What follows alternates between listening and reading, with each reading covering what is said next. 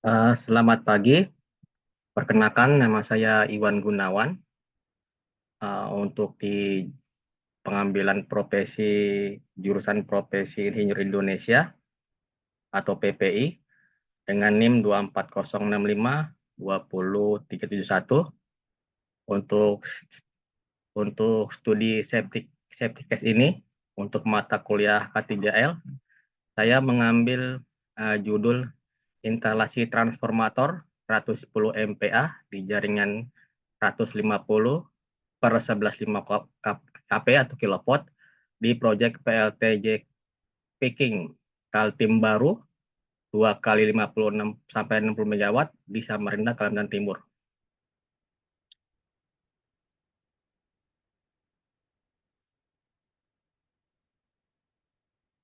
Berikutnya, latar belakang instalasi unit transformator ini dipasang di jaringan 110 kilowatt ya, 150 kilowatt 11,5 kP yang trafonya berkapasitas 110 MPa, besar sekali di proyek PLTJ Kaltim Peking Kalimantan atau Samarinda. Ini dipasang pada bulan Mei di tahun 2013. Berikutnya, deskripsi masalah transformator atau kita sebut trafo, yaitu suatu perangkat listrik yang dapat memindahkan dan mengubah energi listrik dari satu atau lebih rangkaian listrik ke rangkaian yang lain melalui sistem gandengan magnet dan berdasarkan sistem induksi elektromagnetik tanpa mengubah frekuensi, di mana frekuensi kita di Indonesia 50 Hz. Berikutnya, kegagalan proteksi. Ini adalah penyebab dari kegagalan proteksi di unit trafo 2 yang bermasalah saat pengetesannya atau testing commissioning. Ada beberapa macam proteksi yang harus diamankan. Salah satunya adalah order protection di antara 18 proteksi ini. Kita bisa baca di sini ada boros relay, differential protection, output relay, overcurrent protection, power transformer protection, overflushing, lightning protection, transformer overcurrent protection, winding partner protection, oil level indicator, order protection, overheating protection, pressure relief device, instantaneous time delay overcurrent, atau kita sebut di nama 551, kalau di namanya di setting proteksi, ada overload protection, differential relay, overprotect protection, dan pressure release. Ini proteksinya. Untuk ini kegagalannya dia di order protection di unit trafo 2. Lanjut, akibat adanya order protection yang bermasalah, timbullah flashover atau percikan api di jaringan 150 per 11,5 kP. Terjadi di 30 September 2013. Setelah dipasang, mereka cek and recheck, baru ready-nya di 30 September untuk pengetesannya, di mana sebelumnya dipasang di bulan Mei 2013. Yaitu kegagalannya unit grounding di trafo 2 tidak sesuai dengan rekomendasi manufacturing KRE, atau ini dulu supply-nya dari Hangzhou yang Reaper Elektrik di Cina. Pemasangan grounding di ground plate tidak sesuai dengan spesifikasi kabel ukuran grounding. Ada ground plate-nya di trafo itu. Kurangnya kebutuhan main grounding kebutuhan main box grounding untuk unit trafo 2. Berikutnya, ini foto-foto unit grounding yang tidak sesuai dengan instalasi kelistrikan sesuai dengan IC 60364. Yaitu unit grounding root kedalamannya adalah milimeter, tidak sesuai dengan desain. Kita lihat di sini ya, baru pasang ya, dan ini lanjut dan ini terjadi.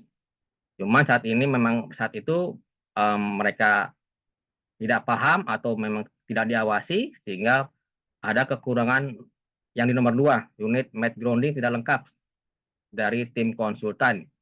Jadi mengakibatkan terjadinya flashover atau percikan di sekitar trafo unit 2. Berikutnya, nah ini flashover di trafo unit 2 ya. trapo unit 2. Kita bisa lihat di menit ke-21 nanti ada percikan api menit ke-21 sangat berbahaya sehingga harus kita waspadai saat pemasangan awal-awal trapo. Nah, itu ya, percikan trapo berbahaya sekali, bisa mengakibatkan kebakaran dan meledak.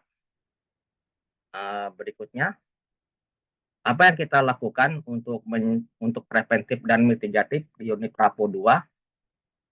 Preventifnya kita selalu mengikuti PROM ITP ya.